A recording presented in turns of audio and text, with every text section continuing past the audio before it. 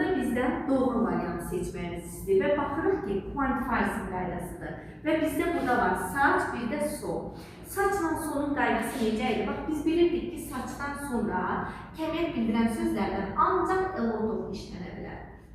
Saç, elotov. Bax, baxırıq ki, saçdan sonra bizə maç verir. Olmaz, saçdan sonra maç işlənə bilməz. Deməli, birinci variantımız yanlışdır. Baxırıq ki, ikinci variantımızda saçdan sonra elotov verib doğrudur və elotovdan sonra sayılan isim cəm olar, sayılmayan isim tək olar. Bu da təkdə verilib, advice sayılmayan isimdir, deməli bu doğrudur. Sonra baxıram üçüncü testində, görürəm ki, saçla mənə nə verib? FU verib. Saçla FU olmaz, bu yanlışdır.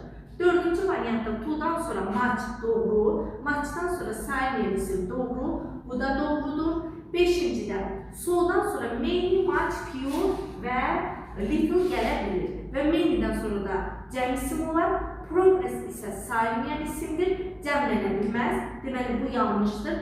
Bunu da çıxıram və very'dən sonra da bilirik ki, very'dən, soldan, to'dan sonra article gəlməz. Bu da yanlışdır. Deməli, bizim doğru cavabımız oldu 2, 4.